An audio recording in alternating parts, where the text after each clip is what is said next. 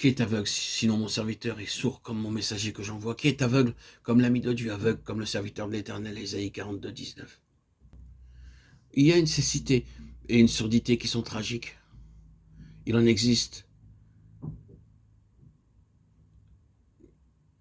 Satan n'a pas trouvé en Jésus ni de yeux quand, dans le désert, il a voulu lui faire voir et lui laisser entendre que la nécessité ne connaît pas de loi, ni l'amour, ni le succès.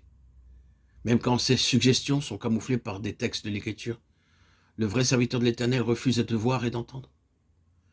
C'est la consécration qui le rend aveugle et sourd. Plutôt que de s'écarter d'un cheveu de la volonté de Dieu, il préférera souffrir de la faim, courir le risque d'un délai prolongé, se laisser proscrire et goûter toute l'amertume du calvaire. Se frayer un chemin par un effort personnel? Non. Invoquer les principes de défense légitime? Non.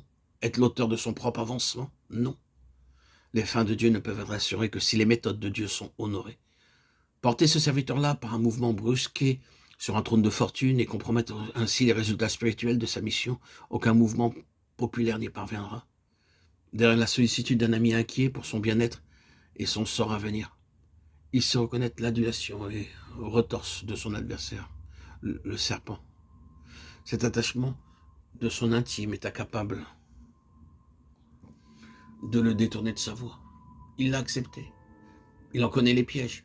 Même quand l'épreuve atteint son paroxysme, à l'heure de l'indicible souffrance, on aura beau épuiser contre lui les dernières armes de la corruption et lui promettre de croire en lui et de le suivre, rien ne peut le faire descendre de la croix.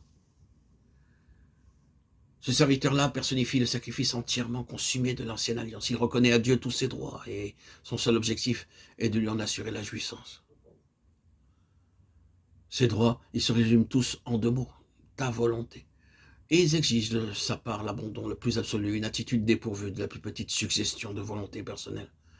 Semblable abandon fera toujours du serviteur de Dieu un homme qui n'est pas de ce monde, ni par la pensée, ni par l'esprit. Souvent, il devra dire non et provoquer de ce fait bien des malentendus. Les opportunistes, pendant ce temps, tiendront le haut du pavé et, dans certains domaines, auront beaucoup plus de succès. Mais l'infatigable intérêt de Satan se portera toujours sur le vrai serviteur, car la valeur spirituelle ne se mesure pas à l'étalon des sens, et le critère de la vie est moins dans le bruit qu'on fait que dans le témoignage qu'on rend. Il y a des yeux et des oreilles qui ne peuvent voir et entendre que moyennant une certaine forme d'aveuglement et de surdité.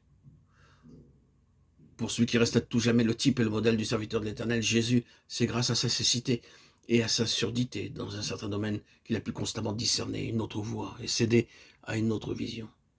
Écoutez-le, le Fils ne peut rien faire de lui-même, il ne fait que ce qu'il voit faire au Père.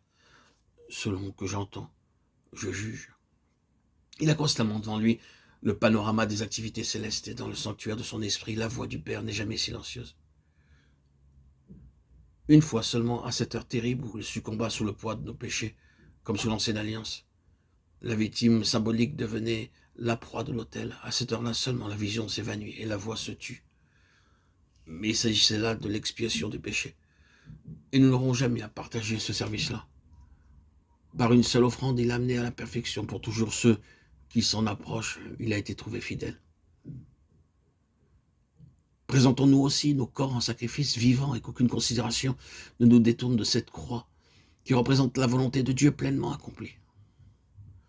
Ce n'est pas la peine d'obtenir de Dieu le désir de nos cœurs, comme les Israélites du psaume 106, verset 15.